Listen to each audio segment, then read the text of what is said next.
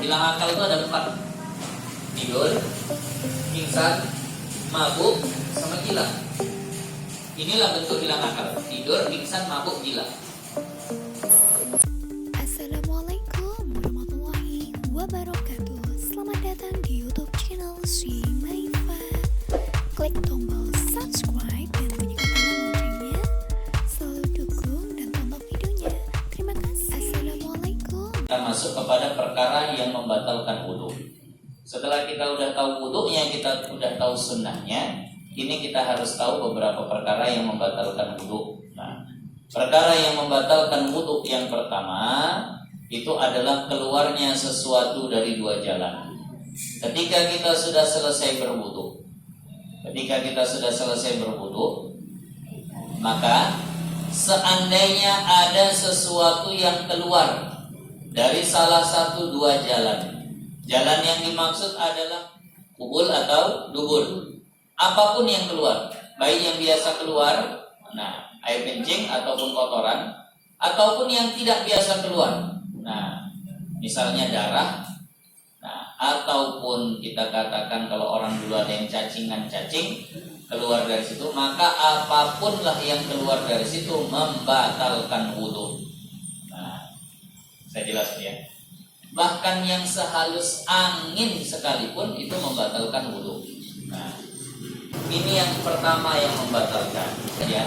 Itu membatalkan apalagi yang lebih daripada angin.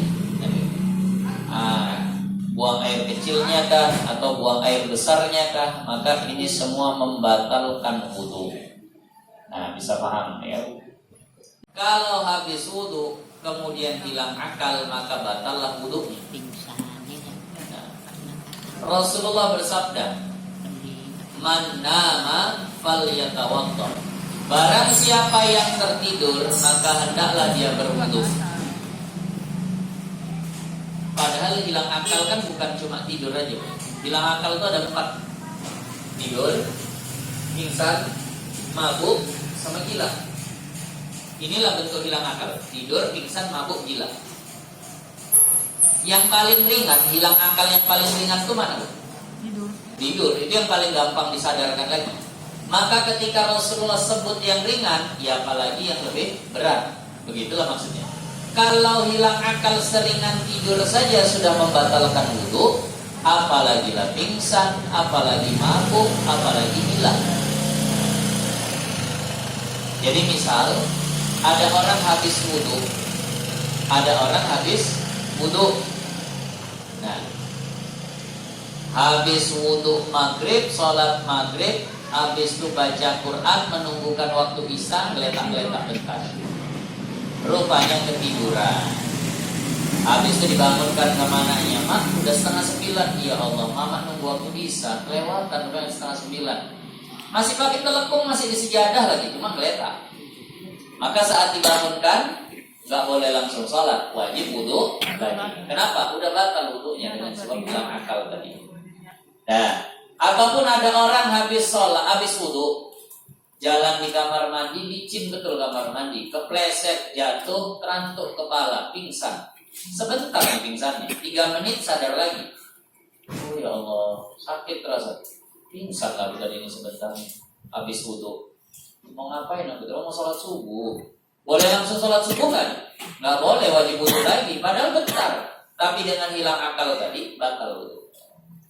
Nah, atau ada orang yang punya penyakit saraf, epilepsi atau yang sebagainya lah, yang kadang kayak orang nggak sadarkan diri.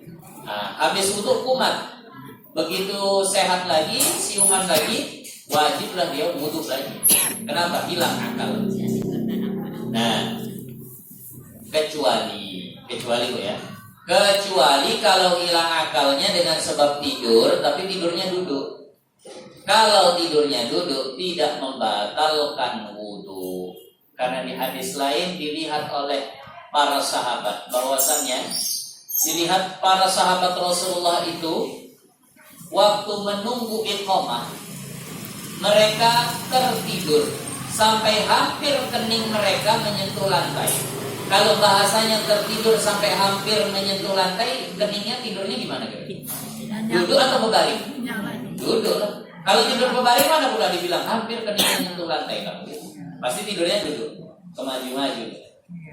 Nah, lalu ketika iqamah, kata perawi hadisnya, para sahabat langsung bangkit, sholat gak wudhu lagi. Maknanya kalau tidur duduk gak masalah. Walaupun udah mereng-mereng, udah tadilah hampir landing, hampir darat. Dan dengan catatan pinggul tidak terangkat. Syaratnya itu pinggul tidak terangkat, tidak bergeser dari tempat duduknya, walaupun nyandar, walaupun bersandar, duduk bersandar, tidur nyenyak, masya Allah sampai ngorok bukan? Mimpi pun lagi tak apa semuanya. Nah, barulah dibangunkan. Batal nggak batal? Kalau sambil duduk nggak batal. Nah, paham ya? Nah, selain duduk batal. Kalau selain duduk batal. Maka mohon maaf, hati-hati. Kalau lagi sholat subuh, lagi sholat taraweh, kadang-kadang dipaksakan kali sholat taraweh. Seharian udah kerja, udah capek, ini itu. Diajak kawan sholat taraweh, rugi segannya lah bukan sholat taraweh. Sholat taraweh karena segan sama kawan. Udahlah berangkat juga, berangkat padahal capeknya udah luar biasa.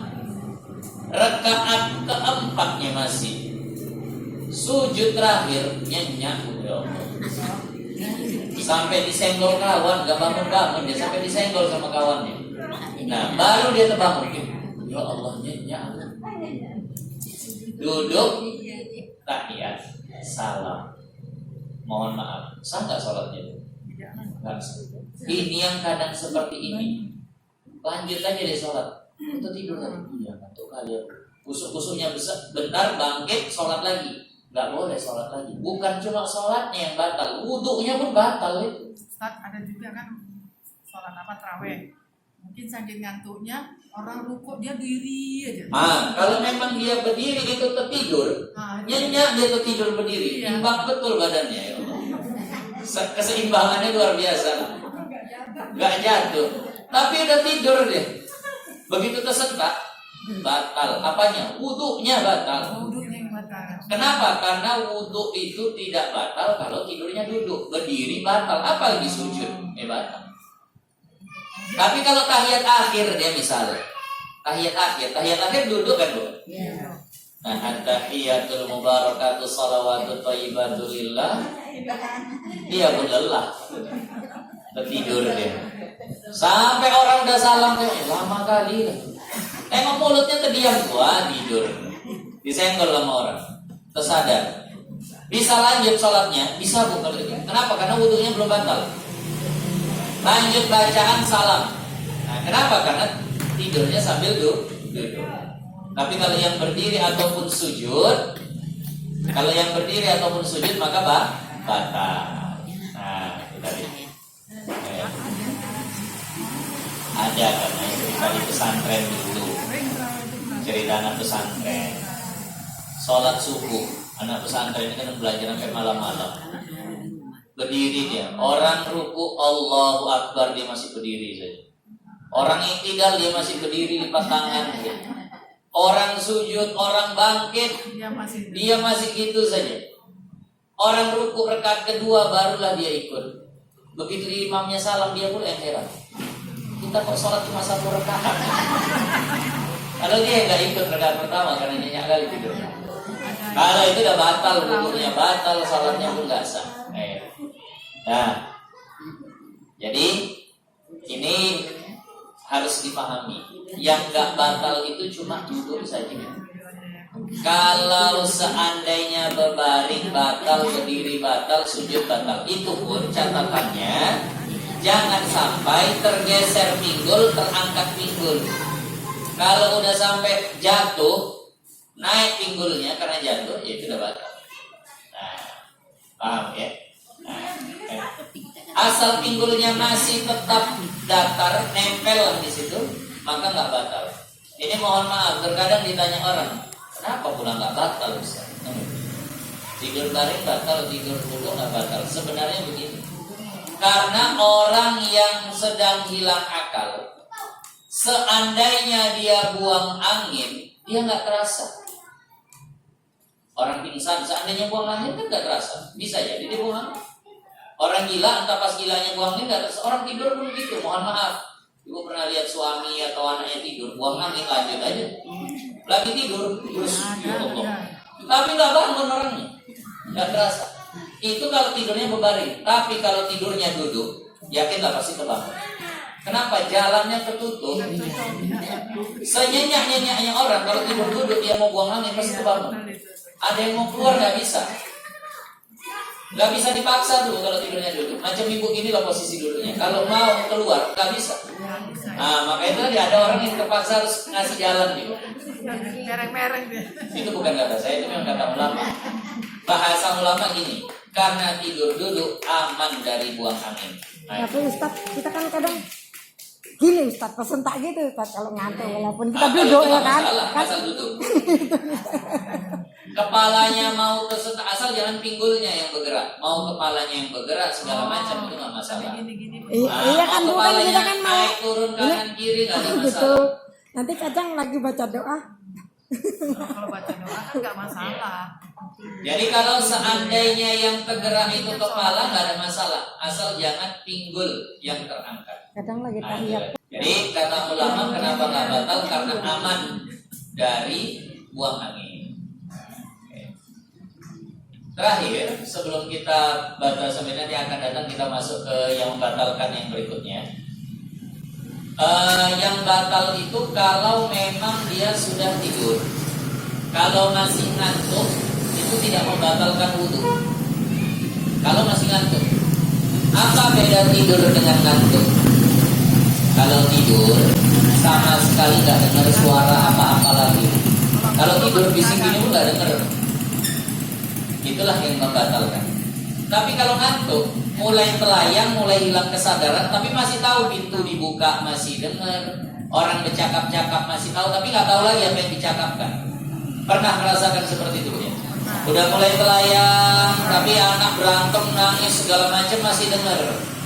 Habis itu di saat itu tersadar lagi, belum batal.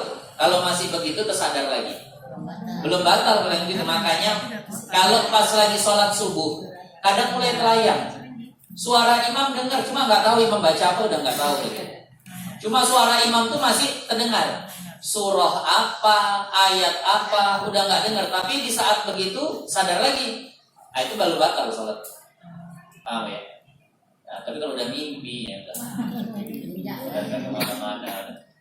Kalau gini udah batal. Bisa dipahami dulu ya. Nah, insya Allah sampai sinilah kaji kita. Nah, kalau ada yang tadi ditanyakan silakan. Kalau ada pertanyaan.